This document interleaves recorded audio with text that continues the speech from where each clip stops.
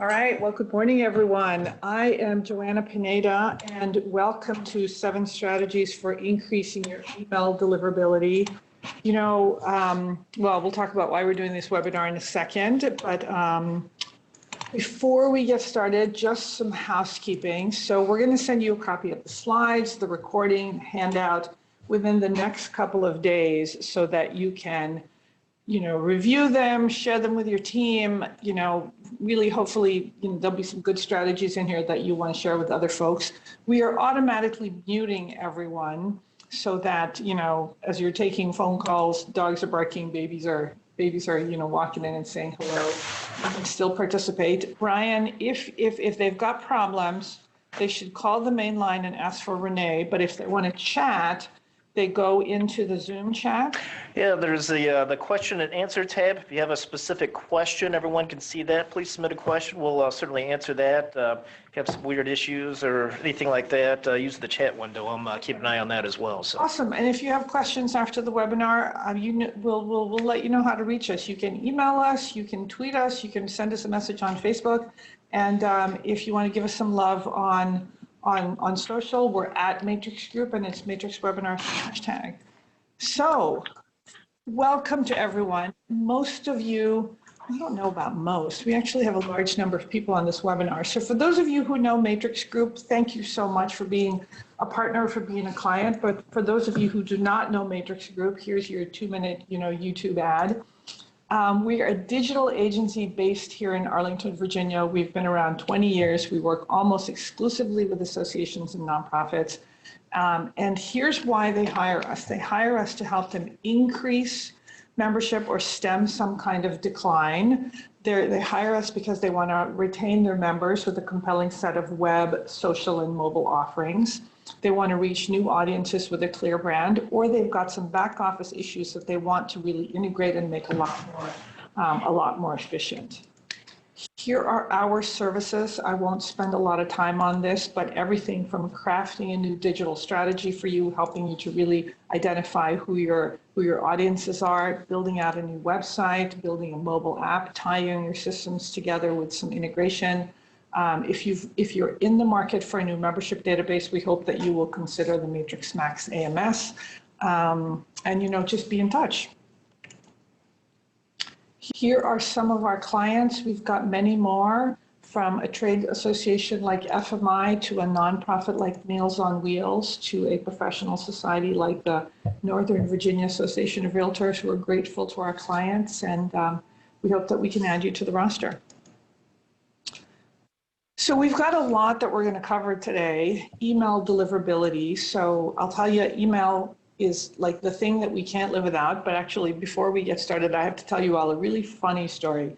My son was in yesterday. He's 15, and he's come in to do a little bit of mobile testing for us because he's digital native and he just loves being on his phone. And so I said, let me share out that document with you. And so he went into his drive and he said, it's not showing up, it's not showing up. And I said, check your email. I said, I shared it out to you. And he looked at me and he said, Mom, nobody uses email anymore. And I said, what? Lots of people still use email. I said, that might change, but can you just go to your email and then click the link? And he grudgingly said yes, and there it was. So email is just one of those things that we can't live without. And yet, Tanya, who's actually here in the room with us, will tell you that email is like a big time suck when somebody says the magic words, I didn't get the email, right? Why didn't this person get the email? And I'll give you an example just from this morning. So yesterday, Leah Monica, who's my director of marketing, she's looking at the email and she says, there are 2 people who signed up for the webinar who have unsubscribed from the list. And I said, what does that mean? And she said, well, they're signed up for the webinar, but since they unsubscribed from the list, they're not going to get the email confirmations. They're not going to get the email with the information about how to actually call into this webinar, and they won't get the follow-up materials. And I said, egads. And so she reached out personally, but if she wasn't looking closely at the list and managing those unsubscribes, we would have had 2 potentially really kind of annoyed, angry, frustrated customers saying, I signed up for your webinar, but I never got the information about how to actually sign in. You guys are idiots, right? So those are just some of the vagaries that you'll find with email. So we're gonna talk a lot today about everything from learning about your ecosystem and where these emails get trapped to the different things that you can be doing to increase email deliverability. Leah, what happened to the slide with the photos of everyone? Did I skip that? Anyway, well, before we get started, let's go ahead and get some introductions. Maki, he is Chief Technology Officer and VP of Engineering, and he's got a lot to say about email. So Maki, I don't know if you can get on the video. Hello. Say something so I'm that here. Keep talking so the video picks up on you. I'm looking forward to talking a little bit about SPF and other things that might help deliverability. There you go. Leah, say hello. Hello, I'm Leah Monica, Director of Marketing here at Matrix Group. And Leah, is your video turned on? Oh, you know what? It might not be heard. All right. Well, it get was on stopped too. by the host, so I can't Okay. share. Can you turn on Leah since she's a co-presenter here? Thank you, Brian. All right. So let's talk about email deliverability. These are some pretty crazy stats. 1 in 5 emails never reaches the inbox. So you're sending out 100,000 emails. Gosh, what is that? 20% just never make it to the inbox. 55% of email is actually spam. And 43% of email users will report spam if they don't recognize the sender's from address. So these are pretty kind of horrendous stats, right? And yet again, for ourselves and for you all, our clients, you want to make sure that your members are getting the emails, your customers, because you're telling them about things that you are doing on the hill, you're telling them about products that they're purchasing from you, you're giving them updates about the industry. So, what can we do all this? So Leah, how does an organization know if they've got a deliverability problem? Yeah, there, man, a million ways. But some of the main kind of, I guess, overarching ways we can say it is, you notice your engagement rate is dropping. You're like, well, what the heck? All of a sudden, it seems like, you have a 30% open rate, now you have 15. What's going on here? So that's one thing to always keep an eye on. One thing is you're seeing a big increase in email bounces, which we'll get into later, and how that kind of affects deliverability and who's actually getting your emails. And, you may find that you're actually blacklisted. We'll get into all of these things. And similarly, blacklisted, you're being blocked by a mailbox provider, or maybe your emails are even getting blocked from getting out of your own server. So all of those things, and that's usually going to be preceded by a couple of people, maybe a flood of people saying, I'm not getting your email. So now you've got a deliverability issue. And if you say things like, can you check your spam box? Can you check your, your updates box if you're on Gmail, and they say, I don't get it, then you've got a deliverability issue, or you're starting to get messages from different mail servers saying this email isn't getting delivered. Brian, did you try and unblock Leah's video? We're not going to have video today. I think your video is blocked as well. Yeah. Oh, there's no video on the whole thing? No. Darn. Okay. So sorry about that, guys. I thought we had video in this fancy conference room, but I guess we're having video issues today. So sorry about that. Okay, so let's talk about some email deliverability factors, and we're going to be going through many of these today, but it really depends on so many things, right? It depends on the service provider that you're using, the domain, the quality of the email list, the quality of the email itself, the frequency with which you're emailing, your IP reputation, and your overall sender reputation, and we'll be getting into these things. So, Leah, there's a difference between delivery rate and deliverability, and I think that's something that our attendees should know about. Yeah, absolutely. And depending on what, mail platform you're using, sometimes you will see in your report a delivery rate. So we wanted to call out the difference so when you see the delivery rate that you're not thinking that is necessarily deliverability. So a delivery rate includes all of the emails that are sent and received, but they may be received by the spam folder, not necessarily the inbox. So when we're talking about deliverability, we're talking about the emails that actually make it into the inbox. So your delivery rate may look relatively high, but your deliverability might actually be pretty poor. So you're sending a lot of emails, but they're actually going to spam versus actually going into the inbox. So Leah, you could have a double problem, a low delivery rate and a low deliverability. Absolutely. And then even lower deliverability is what I'd say. Yeah. Right. Okay. So our tip number one is to know your email ecosystem. And the reason this is important is when you hit send on that email, whether you're sending a message to a single person, whether you're sending a message to a blast, to a group of people, or you're using, say, a bulk email provider, it's important to know kind of all the ways that these emails kind of hop around the internet and ultimately get around. So Leah, you want to walk us through this? Yeah, absolutely. So there are lots of different ways that you're kind of sending emails and lots of different things that are included in it. And Maki may want to step in on some of this too. But so you want to make sure that you know how your email is getting out. Is it being sent out via your servers in-house, or are you using a larger service provider like a MailChimp, a Constant Contact, a HubSpot, someone like that? And you also want to know who is sending with your domain. So that would be your, for us at matrixgroup.net.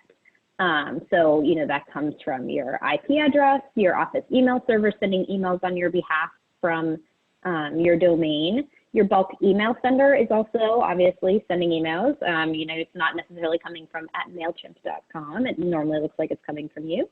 Your web servers, your AMS, you're sending emails through that. If you have any commerce platform you're using. So all of these things are very important, impact your deliverability, and it's very important to know who's sending what, how you're connected, how your reputation is connected through all of this, and the things that you're doing, how that affects your reputation from each of these pieces. And this sounds really big and scary, and we'll definitely dive into it a little deeper throughout this webinar so you kind of understand how all of these pieces work and how your reputation is associated with all of these different pieces. But it's very, very important to know where everything is originating, the different kind of spam filters and routing that's happening too, to kind of wrap your mind around how all of this deliverability works. Great. So Maki, you want to walk us through some of these diagrams for the different ways that email gets to people? Yep. So the first diagram we have here, you are sending email. And this is basically the case where you're sending personal email from your mail client, from your desktop, maybe from your mobile phone. You might have Office 365, you might have Gmail, whatever the case is. You type up the message, you have your list of recipients, you send the email goes out. It may, likely pass through several different machines, but ultimately it ends up passing through the filter that's in front of the recipient's mail server. So let's say I'm sending an email to, matrixgroup.net, myself at matrixgroup.net from somewhere else. It will basically leave my maybe personal Gmail account and then come to the spam filter in front of our office email, which happens to be Google. So if you're sending something to your friend Crawford, for example, at Lockheed, right, the Lockheed sure, mail server is going to have something in front of it. Right. For sure. Everybody has something in front of it at this point. And if you don't, then that's possible, I guess, but you're probably getting a lot of unwanted email as well. But nonetheless, there is going to be a filter, and that filter does all kinds of different things, and it's written by all kinds of different, there's like basically countless variations there, and what it does is sometimes hard to predict. And sometimes it's not even visible in terms of logs. Like we, every mail server will keep a log of what it sent and when it handed it off to the next server. But that filter, which was a mail server, will receive it, and it may not tell anybody what it did with that. Most of the mail it'll probably deliver. Sometimes there's a feedback mechanism by which it can sort of signal the admins that certain things are happening, but oftentimes that volume could be too high, and you know, it basically getting. All right, here's the next case where you are sending an email to your bulk mail service through the mail client. So maybe this is like a discussion list, a broadcast list might be fall in this category, right? So it'll go out your normal email server, and it will be received by the, you know, the mechanism that's going to do the distribution. And then it will get delivered to the recipient. And of course, there isn't the filter there, but it would be, you know, in front of every recipient, there's possibility of a filter. There's lots of filters, right? So when I send something to my alumni association mailing list, it's coming from my email, going to their server. There's a filter in front of it, and then it's going to the people on the list with filters in front of it. Sure. Web servers may send transactional emails, password reset emails, those sorts of things come from web servers. And, you know, we need to be... E-commerce confirmations. E-commerce confirmations, meeting registrations, all the above. And, you know, we need to do work to make sure that that web server is sending clean and not on a, you know, reputation list, et cetera. Right, because we hear this, they'll say, oh yeah, somebody registered for a meeting but didn't get the email. And how many of you have purchased an airline ticket and then you waited for the confirmation, or you're waiting for the, whatever it is, the flight status email, and somehow you can't find it? Okay, so that's tip number one, is just know your email ecosystem, and just know that there might be some hidden servers out there that are sending emails with your domain. So tip number two is super important, is to pay attention to the bounces, right? So Leah, this one's all yours. Yes, absolutely. So when we're talking about bounces, there are two types of bounces. So I want to walk through what these two different types are and what they mean and how they kind of impact your email deliverability. So the first one that you hear about is a hard bounce. And a hard bounce is normally a permanent reason that the email can't reach your recipient. So it's normally because their email address doesn't exist anymore. Maybe they left the organization that they're with, you know, whatever happened, the domain name doesn't exist. A lot of times you'll see this more from, you know, fat fingering data. So you'll have, instead of Gmail, you'll have MGAIL. So a lot of times it's because, you know, that domain doesn't actually exist, and normally that's more of a data issue. And then sometimes the email server has completely blocked the delivery, which is, you know, blacklisting. So sometimes that'll show up in a hard bounce. So hard bounce, permanent reason. Hard bounces are you really want to keep an eye on your hard bounces, because this is what really flags to people that this could be spam, that you're using an outdated list, your list is really low quality, your data is really dirty, or that you purchased the list and you're sending to a whole bunch of people that don't want the information. So if you have a high number of hard bounces, it's very likely that, I mean, if there are a ton of hard bounces, that you'll actually get blacklisted, but you can also be banned if you have too many hard bounces from your provider, like a MailChimp or HubSpot. They may suspend you temporarily and then even permanently if your lists are really dirty and you're having this really high number of hard bounces. Because in their mind, they're saying, if you know the people you're sending to, like, really, you don't know that these 50 people left these organizations of this, 150 person list. So to them, that's a huge flag that you're using bad data or spamming people. And basically that renders you unable to even use those lists. Like, we had a client that almost got blacklisted from MailChimp permanently because MailChimp said your lists are too dirty. Mm-hmm. Absolutely. So then a soft bounce. So soft bounces are normally just a temporary issue. Why the email can't get through? Sometimes people's inboxes are just too full. Sometimes you're sending to a mail server that's currently offline for whatever reason. Sometimes the email message is too large. Sometimes it's not even necessarily the email message. You've added an attachment and the attachment's too big, and that's caught by a filter that's in place, the spam filter, and so that'll bounce back as a soft bounce so their email doesn't go through. So there are lots of different reasons. Soft bounces you definitely want to keep an eye on, but they're not as big of an email deliverability issue long term as a hard bounce. But the one thing to keep in mind is that if an email address continues to soft bounce, it will eventually land as a hard bounce. So that's why you really want to keep an eye on these soft bounces, is because over time, if you see the same email address, soft bouncing, you know, who knows, maybe their mailbox has been full for a long time because they're not actually an organization, but the organization still has their email box open or for whatever reason. So you do want to keep an eye on that because these can turn into hard bounces, but most of the time, this is just a short-term deliverability issue. So Leah, I'll see soft bounces from women who are on maternity leave, and it'll say, hey, I'm on maternity leave, so it's a soft bounce. And I know what we do, or at least we try to, is take them off the list temporarily, because we don't want it to bounce for too long and then eventually turn into a hard bounce. And then if it turns into a hard bounce, you might still have them on your list as a valid email, but your mail provider is going to say, look, this thing has bounced 25 times and I'm not going to send to that person, period, end of story. And then that person's going to say, why am I not getting my emails?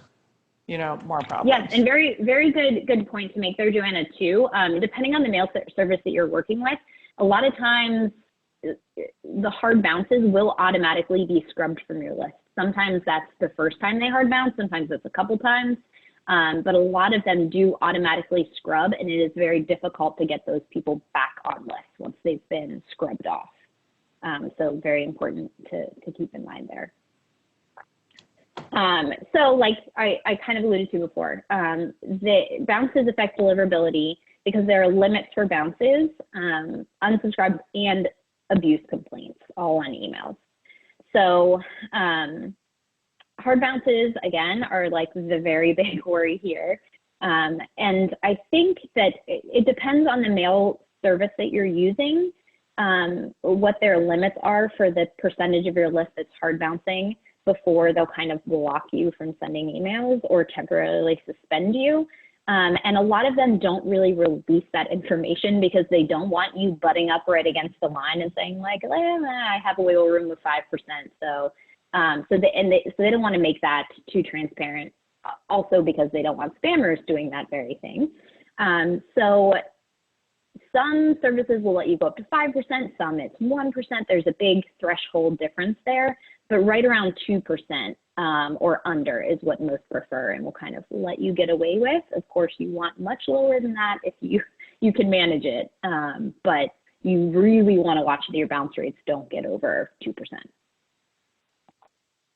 And the reason and the way you get your bounce rate to not go over 2% is to keep your list clean and to pay attention to those bounces. Yeah, so when we have clients that say, oh God, we have so many bounces and we just don't know what to do with them, that's an indication to us that they're not really dealing with them. And unfortunately, the problem's only going to get worse. And at some point, you're not going to be able to send email and your reputation only gets worse. Yes.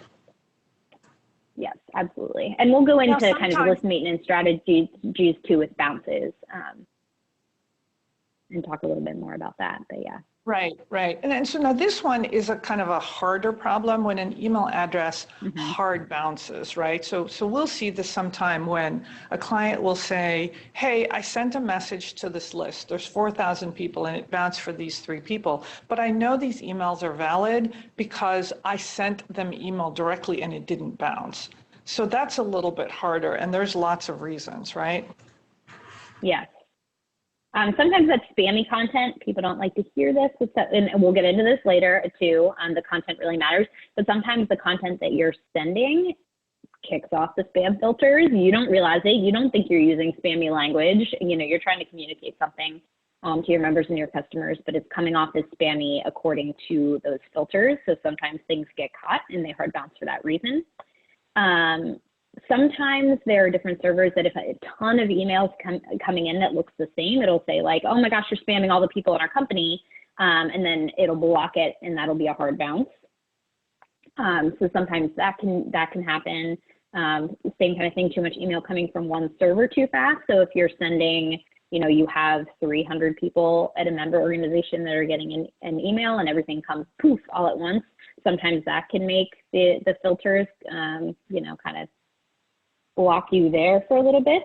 And sometimes you will see that if you're sending, like Gmail has some pretty strict parameters in place, and sometimes they'll block you, but normally if someone that's huge, like a Gmail or a Yahoo is blocking you, it's only going to be temporary. It's going to be 24 hours, 48 hours, and then it'll normally resolve when it sees that you're sending more normal emails, things are trickling out. So it's not going to be a big long-term thing. Ryan, is there but that is can there a happen question? very temporarily. Yeah, I have a few, and one's actually good to ask right now. First question, what would be your prediction when one email shows a high open rate but less than 10% clicks? Oh, that's completely different. So we're talking about deliverability today. So that's going to be another webinar, is opens and clicks. But if you've got a high open but low clicks, that's actually very common, where a lot of people, if you've got high opens, that's actually good news. But a low click just means, for whatever reason, people didn't feel like they needed to click into to get more information. So it's actually hard to get a high click rate, if that makes sense. So for us, the fact that it's a high open but low click doesn't necessarily mean it's bad. They just didn't choose to convert at that time. Next question. We've got a few folks that have members or folks that they work with or military. Yeah. And question is, does this pertain to military emails and firewalls? Is that a different subject? Has that been considered here? So what we find is different types of organizations might have more stringent filters. So military might have more stringent filters, DoD, banks, utilities. What we find is those email servers have lots more stringent kind of, filters, firewalls, whatever they are, sitting in front of those servers, which leads to a kind of a lower deliverability rate to those folks. That's just been our experience. The response was these emails are for the actual military branches. We'll talk about this a little bit later. There's probably some things that you can do with the content itself to make it appear less, not spammy is not the right word, because clearly it's not spam, but less likely to trigger the filter. So here's an example. If you're finding that you're having a deliverability issue, we'll talk about this later, you might ask to be whitelisted because this is clearly emails that they want. But the other thing that you should do is experiment with HTML versus plain text emails, and you might find that the plain text emails have a higher chance of getting delivered. And some of the stuff that we'll talk a little bit later about SPF and DKIM will affect. That's right. And the larger the organization, the recipient's organization, the more likely it is that they will be requiring that stuff. So. And finally, getting back to spammy, is there a cheat sheet of words available? Is that something we want to do? We have some ideas? We do have some ideas that we'll share. So, all right, well, let's get to tip number 3. So protect your IP and make it trustworthy. This is so important. Anytime an email goes out, it's ultimately coming from an IP address and coming from your domain. So you want to make sure that in the eyes of the mail servers, that IP address isn't mud, right? So Maki, you're going to talk about blacklists. Yes. And like I said earlier, the larger the organization, the more likelihood that they are going to be looking at all of these things. And any one thing that you can improve will help the deliverability. But back to blacklists. There are the blacklists. I want to talk about, there are numbered, you can be blacklisted in a number of different places in a number of different ways, but the one is, for example, your bulk sending provider like MailChimp or whatnot. SharpSpring, HubSpot. Yeah, they will basically blacklist you according to their criteria, and this is you basically you're banned from, or you're limited, banned, whatever it is, from sending outbound service. Yes. The other blacklist that's very common is what's called RBL, or reputation-based blacklist, and these are some of them are free, some of them are you have to subscribe and pay to be on, pay to have access to that information. But nonetheless, it is sort of an easy way to query whether a domain or an IP address is known to be, spewing out lots of unwanted spam email. So once you're on that list, you will suddenly, basically, so that the list is basically consumed by many email, receiving devices. And so once you're on a list, you're what's that? You'll see a jump in decrease in the deliverability. So here's like this actually happened to one of our clients where they ended up on a blacklist. And so what happens is the incoming mail servers probably connected to one of these services and said, hey, all the emails that come in, basically filter them against this list of known spammers.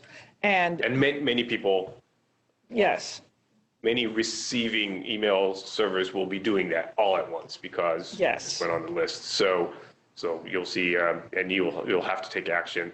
Well, some lists will automatically clear after a certain amount of time, and some lists will keep you there much longer. and some lists you got to call and negotiate, and that's hard. Fill out a form. Fill out a form, something like that, yeah. Yep. So, and you end up on these blacklists. Like again, MailChimp might say, "Whoa, you got your list is like you did this send and you had a 20% bounce rate. So sorry. Try again, or we'll ban you forever." But for the other type of the blacklist, it's usually because somebody complained, right? They hit abuse, or they sent a message to abuse@verizon.net, or they hit spam in their Verizon email, and so now Verizon says, "Aha, this is spammy emails." So really, what you want to do is keep your list clean, right? And one thing here that's super important is to communicate with your subscribers. I'm going to be full of stories today. So we had a client association. They called us up and they said, hey, we've got this member who's not getting the important committee emails. Good God, can you imagine how much time it takes to figure out why this guy isn't getting the committee emails? Turns out he had hit spam on one of the association's emails. I think it was his Verizon email. And so Verizon said, oh, this organization is spammy. I'm not going to send any more emails from you. All the emails from the association. So, and I can't even remember how we figured this out, but the association went back to the member and said, hey, you hit spam on one of our emails, so Verizon's not going to email to you anymore. And he said, well, I just wanted to unsubscribe from that newsletter. I didn't want to unsubscribe from the committee emails. Verizon doesn't know that, right? So some things you can ask your subscribers to do are to save us in your address book, move our emails to the primary inbox. For those of you who don't know, if you're using Google as your email provider, you have your primary, your promotions, your updates, and your social media, and your social. And what happens is, as the emails coming into Google, Google says, well, let me try and organize these emails for you. And you might end up in not the primary inbox. So like newsletters, for example, might show up in updates. If you wanted to go into primary, if people move that email from updates to primary, then Google says, oh, from now on, I'll put this in the primary email box. Same thing with the spam. If you go into if something ended up in spam and they tell the provider, hey, this isn't spam, that's going to promote you and put you back into the main list. The other thing that you can do, and this is a little bit harder, is to ask your members to ask their IT departments to whitelist your domain. Some people will say, we can't do that. We won't do it. Sometimes they can only do it for the specific IP address, which gets challenging because MailChimp might have a lot of email addresses. But these are some of the things that you can do. Most of the mail servers, if people are opening the emails and somehow interacting with them, they're smart enough these days to say, aha, this email isn't spam because this user is actually interacting with it, so I'm less likely to put it into spam. But there are a jillion reasons why you could end up not in the mailbox, and one of them is the blacklist. A note about waitlisting, because we've been dealing a lot with that with some of the Matrix Max. And this is Tanya, yep. Yeah. So with whitelisting, it's usually very successful, and you can have great luck with it, either whitelisting your domain, like @association.org, or the IP you're sending from, like from your association management system. That will work really well with small commercial groups, even larger commercial groups, especially if you have board members or high-ranking people as part of your association. But it is generally not possible to have government entities, right, utilities, a lot of times large educational groups like universities. They just simply won't whitelist, right, period, end of story. Including military, a little bit more about military. I believe that there are additional rules on military, but Matrix really does not deal with military clients directly, but my sort of high-level understanding is that there are, they do have extremely strong filters, and there's also some regulations. Well, we about have what you associations can- who have Yeah. members who are in the military, Yeah, and that we do. yeah. I think there are other, when you're on the .mil address, I believe that's what they were sort of referring to. Right, that's what I'm saying. So these are some of the things that you can do. Just, monitor that you're not on these blacklists and ask your members, ask the recipients to do, to kind of, engage in some of these activities to keep you in their mailbox or put you in there in the first place. So here is what we have at the bottom of our newsletter. There's something that just says, hey, you're receiving this email because, but if you don't want to be, then here's what you do. And then there's an unsubscribe link. So, and this is, we just wanted to show you this. When you first start using a bulk email provider like a MailChimp, a HubSpot, or SharpSpring, or whatever, most of them will ask you to verify that you actually have control or that you're actually part of this domain. And it's a way to prove that you're not spoofing a domain. So this is super, super important. And most won't, just to interject here, most won't let you send at all until you do that confirmation. And it's as easy as it sends you an email and then you click on a link within an email. But I believe like the MailChimps, the HubSpots, the Constant Contacts, you cannot send from a new domain without verifying. That's all. Right. So we got to keep moving. Maki, you have a lot to say about SPF and DKIM, and this is important. Yes. So these are the things that you can do to improve your deliverability at sort of the lower hardware protocol level. Not really hardware, but protocol level, the lowest level. SPF is a mechanism that was invented quite a while ago, but it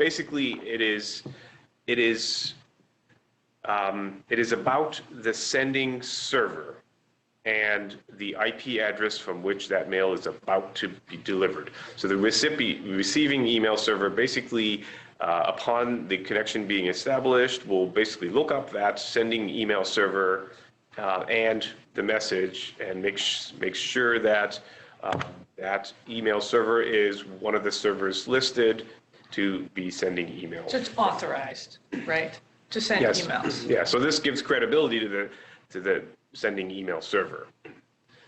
And for example, MailChimp and Any of them. all the bulk sending providers, they usually ask you to edit your DNS and put a record in.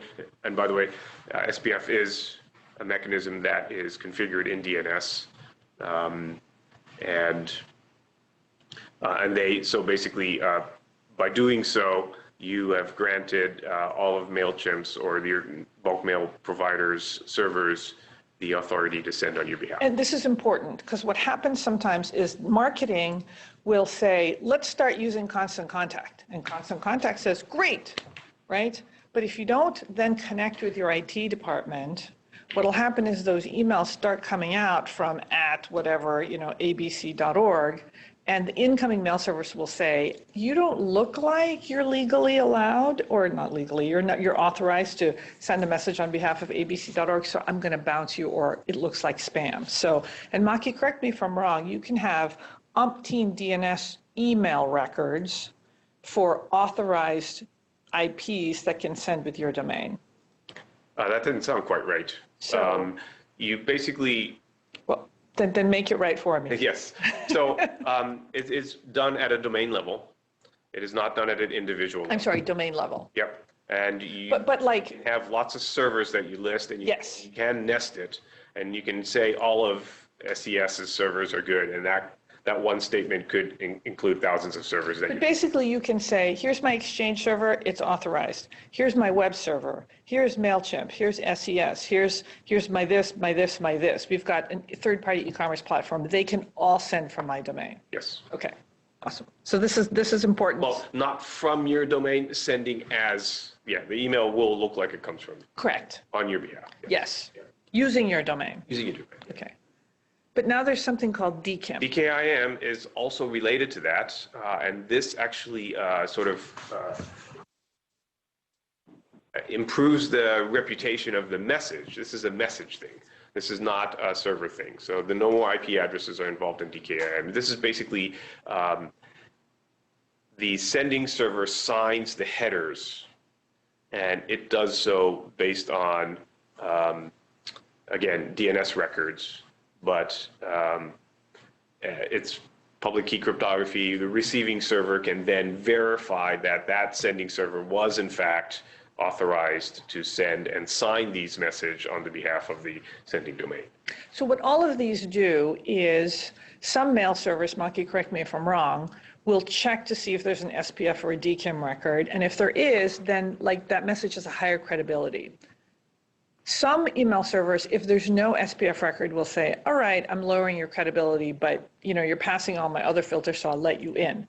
Some mail servers will say, there's not an SPF record, I'm not letting you in. Those tend to be more stringent. Yes. So the more you can do this, the higher the credibility of your emails. And at this point, adoption of both DKIM and SPF are pretty high. Right. And the more you can do this, the better off you are. And this goes to, you might have services that have been doing meeting registration for you, for the last 10 years. And they may not have needed it 10 years ago, but today it would still improve you, although they may not have asked you to do so. So, right. If you could take a look at the headers, every email client has a way to view the headers, and in these headers, you'll actually, does that scroll down? No, but see, it says SPF and DKIM, it passed. Yeah, so you can actually quickly take a look at, the emails arriving to you. You can take a look at to see if that's in place. If it's not in place, then, you reach out to your provider. There's a whole lot more technical stuff in here too that we just didn't have room to show you, so. All right. And then this is, this is less of an issue with bulk providers because they, by course of the business, will make you do so. This is more for the web servers, the transactional servers, the other services that might be sending using, your name at yourdomain.com.org. Okay, tip number 4, and we're going to keep this snappy, is list gathering and maintenance strategies. Leah. Yes. So you just always want to make sure people are actually opted into your list. If they're not, you're going to see a high rate of people clicking unsubscribe, maybe, clicking spam, which, as we talked about, can very easily get you blocked for a long, long time. One of the big things whenever you're gathering your list, make sure you look at them for all of the email addresses. I know if you're sending the list of 10,000 people, that's a little bit difficult, but just scanning, or if you're, updating your list and you have, 20 new email addresses you're adding, just to take a quick scan of them, make sure that, there are no typos, that everything looks right, verifying as much as you can that you're putting together a clean list to get started. We also say double opt-in is always a good idea. It's a little bit of a pain. Sometimes people don't take that extra step. So a double opt-in is somebody signs up for your newsletter. There's a box on your website that says, I want to sign up for the newsletter. They put in their email. The double opt-in is then they get an email. They have to click on a link to say, yes, I do want this newsletter. That's always a good idea because then they're taking the second step to say they do want your communications. And then they're much less likely to be hitting unsubscribe, hitting spam, all of those things. So you always want to have that in place when you can. And like we talked about before, it's always a really great idea to let the people know that are on your list, that are getting your mailings, why they're getting them. Remind them that they signed up for this, or that they're a member, or they're part of a committee, so they're getting these certain communications from you.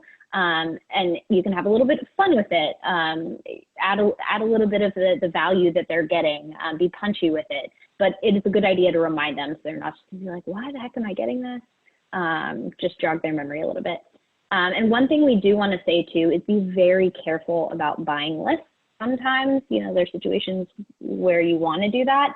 But you don't always know where the lists are coming from. If you're sending to people that haven't signed up for your emails, you're risking a lot of people unsubscribing. You're risking a lot of people hitting spam, which can really hurt you. And we talked about it briefly, but if you have a high number of unsubscribes too on a particular send, that can also get you in some trouble for the future for limiting, sends.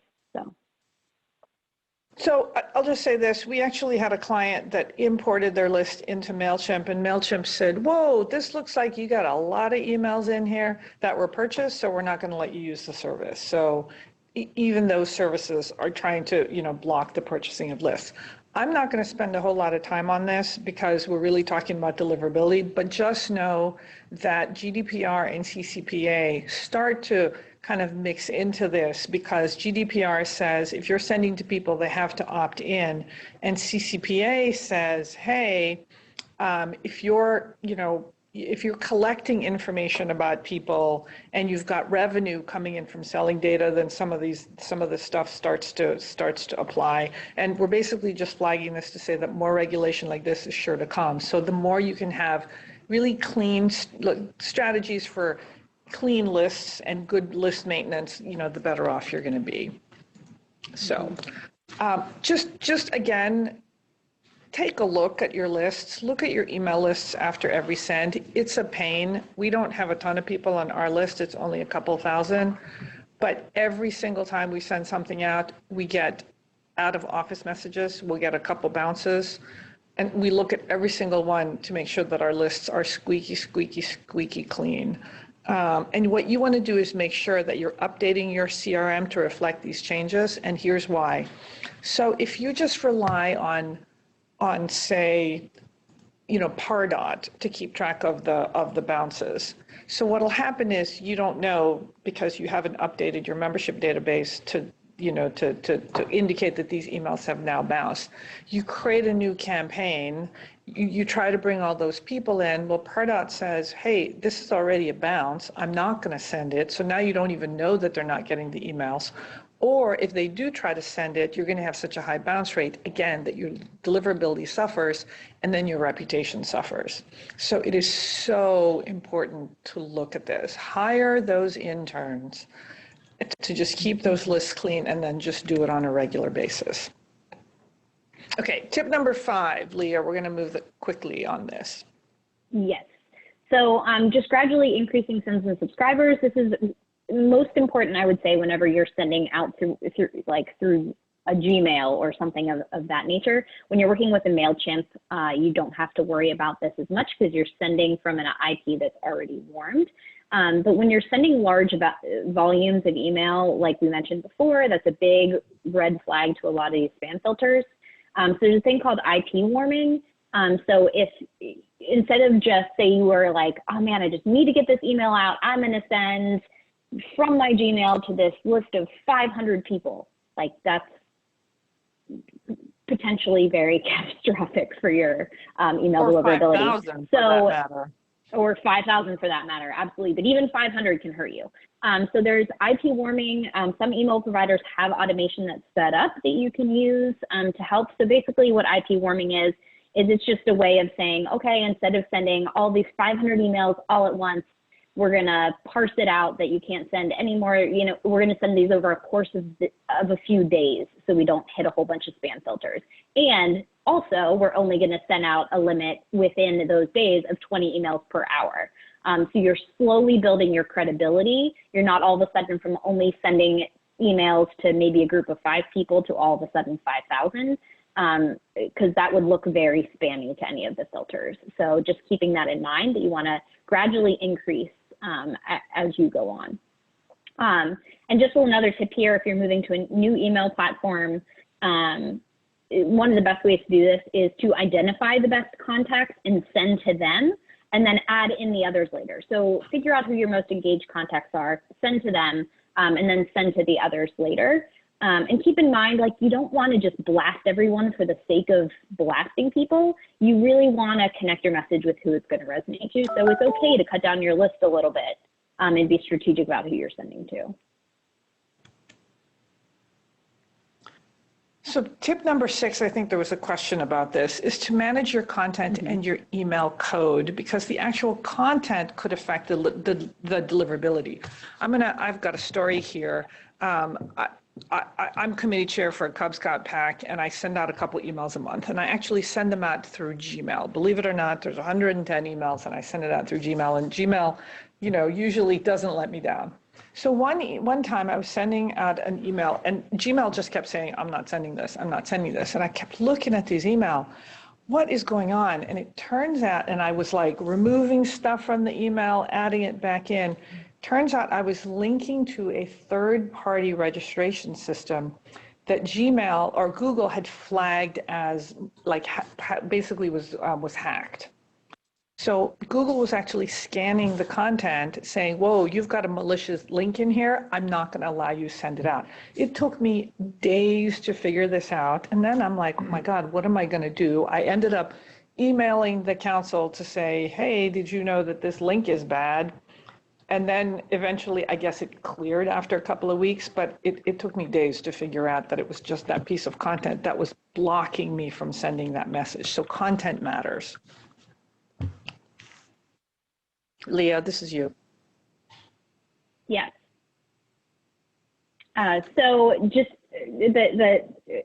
for content, you really want to be careful with your subject lines. That's one of the first things that it's going to look at.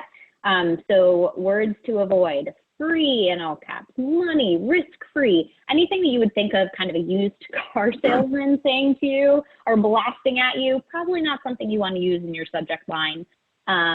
And again, but some Leah, of these things even reminder, because, you know, people will say, reminder, the webinar is coming up. Right. And I want to say, too, that, like, you have to remember the content matters, and spam filters are smart enough these days that it can kind of take context into play. So it also depends how you're using the word reminder. But that is one of the ones that if, you know, you look up forums of what the top words are, reminder is pretty high up there. But again, if you were to put reminder in all caps, that might be a bigger deal. It also probably depends a little bit on your reputation as well. If you have a good reputation, you can probably get away with doing a little bit of this. But just be mindful is what I want to say. Not saying that you can't use these words ever, but, you know, just be careful about how you use these words. All caps is bad. Multiple exclamation points, dollar signs, never use those. Same kind of thing applies to body copy, no salesy words. We can send out, there's a big list I found that was really great of words to avoid in body copy and in subject lines. It's very long. It almost feels like you can't say anything when you read the words, but again, just keep it in mind that you're not using all salesy words, that if you're using some of those phrases, you're weaving them in.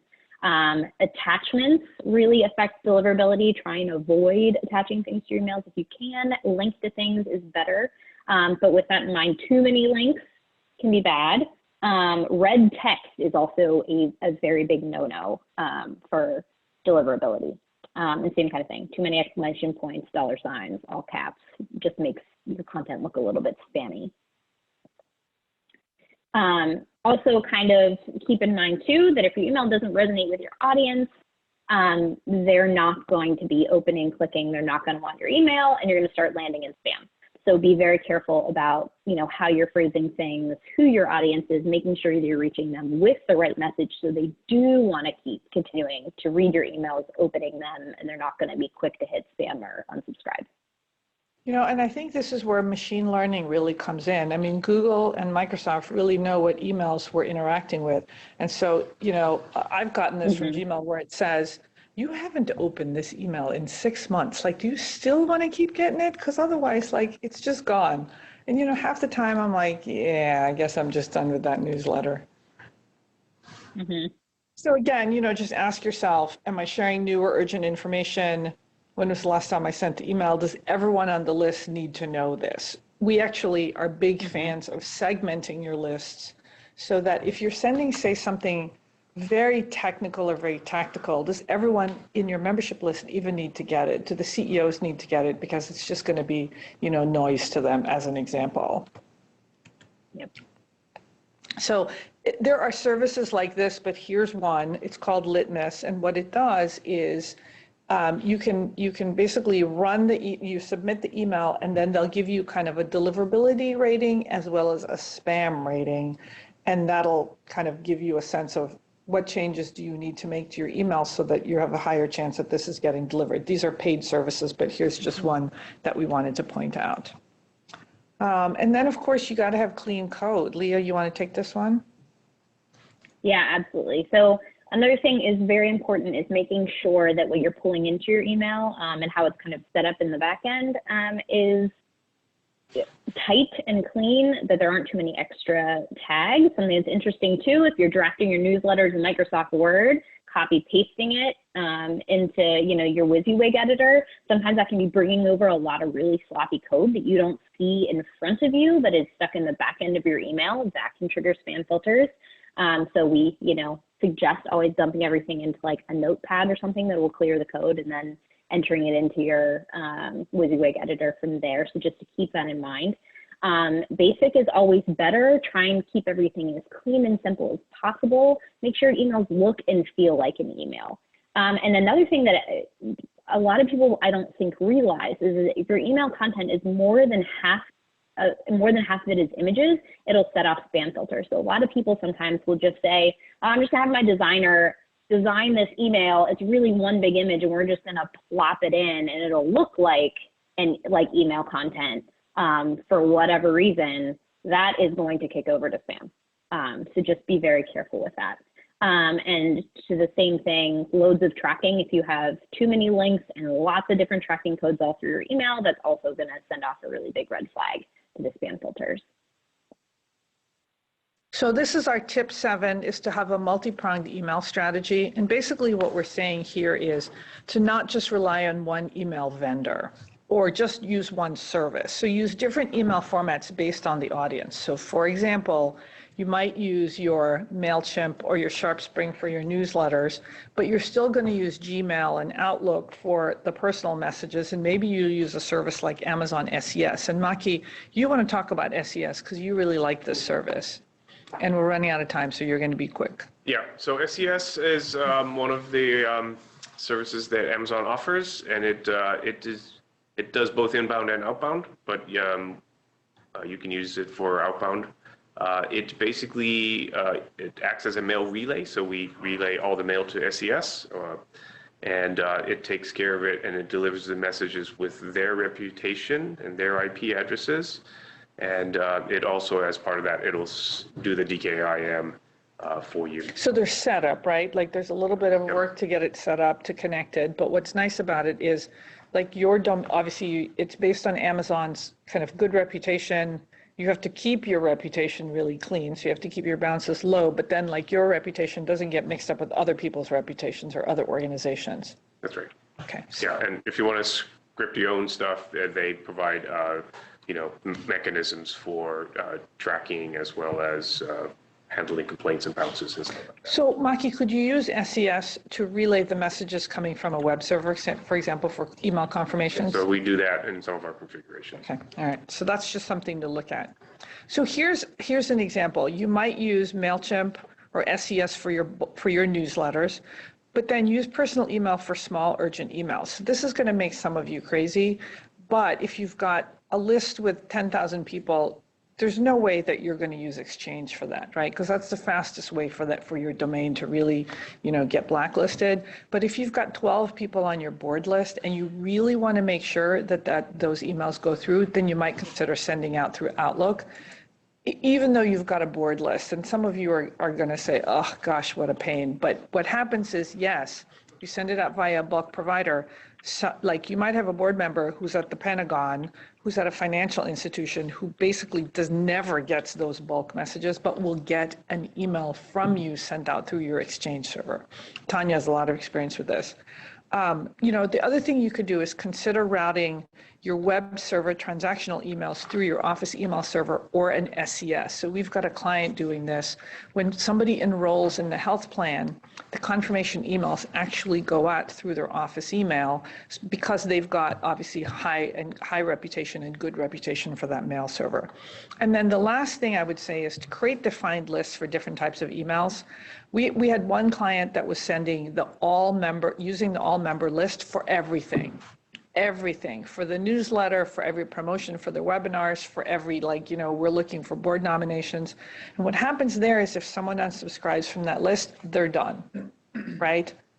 So if you can create targeted lists, then someone can unsubscribe from just the promotional emails, but they're still going to get the transactional emails, or they're still going to get maybe the newsletter.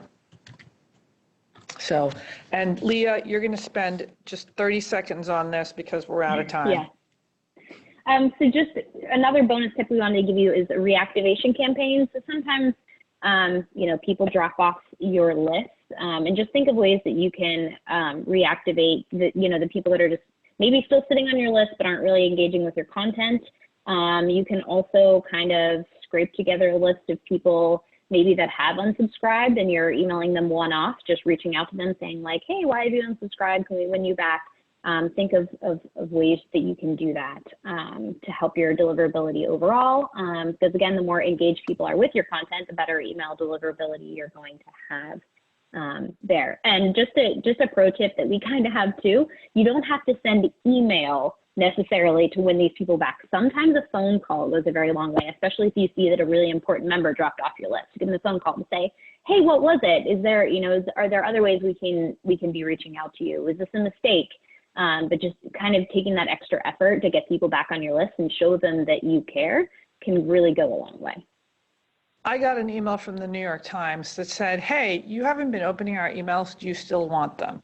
And I was like, I haven't been opening the New York Times emails, and it made me kind of re-engage with them, or I could have just said, no, I'm done with them. So that is an example of a re-engagement campaign. Okay, so every Matrix Group webinar ends with an action plan because we've thrown a lot of information at you. Here's what we think you should be doing. First of all, identify all the players in your ecosystem, just so you at least know where these emails are coming from and that they're sending on your behalf. Make sure you've got SPF and or DKIM records.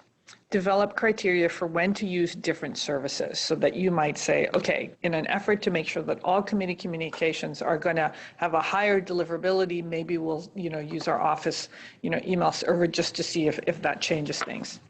Always practice good email data hygiene. You've got to keep those lists clean.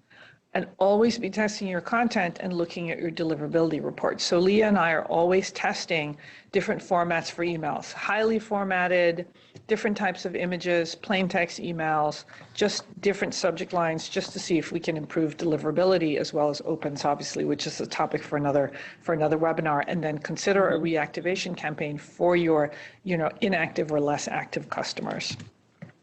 Brian, do we have any questions? Yeah, I think there's one, did a pretty good job of answering a lot of questions that came up. First of all, 2 comments. Email list, don't buy. Okay. Too risky. Yes. Confirm, I agree with that. Awesome. Yeah, that kind of came from Don't buy. as well as the SES stuff. Certainly keep your bounce rate on a leash. Good. That's some good Any questions? confirmation feedback there. Yeah, somebody's, and it may be a case of a phone call being the answer. Someone has a service where the unsubscribe feature doesn't allow anyone to contact that user at all after they subscribe. Any tips or suggestions on how to work around this? How to unsubscribe? So the feature on which system? I don't know what the system is. You know what, Brian, let's get that contact information and we can get in touch with them. What we do is we use MailChimp. We also use Constant Contact and Informs, apparently. So in Informs and Constant Contact, you have a list of the unsubscribes. So what I would do is give them a call, right? And just say, hey, we noticed that you unsubscribed. And it's similar to what happened with this webinar where somebody unsubscribed, but they registered for the webinar. So we actually sent a personal email, but also followed up with a phone call to say, hey, by unsubscribing, you're no longer going to get this. Can we get you resubscribed, or is that something that's an issue? So that could be a tricky one. So why don't we follow up? Can do. One other quick question. What do you think about sending mass emails from Outlook? Could we be blacklisted? Oh, God, we absolutely do not recommend sending mass emails via Outlook. Depends on the quality of the list. Depends on the quality of the list, absolutely. But like if it's mass, like I at one point, Maki and I, when we were talking about this webinar, he said, if it's like 40 people, I think you should use the server. And I said, Maki, I send 110 emails twice a month to the Cub Scout list. And somehow I don't get blocked and people show up at the meetings. So clearly those emails are getting through. And that's an example of this list is clean, clean, clean. If there's a single bouncer, a single parent who says, take me off, they're off right away. So I think it depends on the volume. But if you're sending thousands. 10,000 used to be a big number 10 years ago. But through Exchange? Today, 10,000 is a... Exchange can handle it, but the chances of you maybe getting blocked can start to really climb with the volume. Quality of the list. It's all on about the quality of the list. If you're properly DKIM and you have your SPF and you know all those people want your email, you could send 10,000 out of your Outlook or Exchange server without a problem. But you know. And I'll just say this, Maki, I think this is true. If you send it out through your Exchange server and your reputation goes down, that's actually going to affect your other emails going out from your other things. So I think don't think that if you get blocked on MailChimp that you're okay using other services, because overall your reputation just starts to degrade. So. All right, well, listen, here's contact information for us. If you have questions, please reach out to us. You know how to reach us. All three of us would really love some feedback from you. Tell us how we're doing. We hope that this was useful to you. We hope that there were some good tips, and, good luck with email. It's the bane of our existence, but we still need it, despite my 15-year-old saying, Mom, does anyone read email anymore?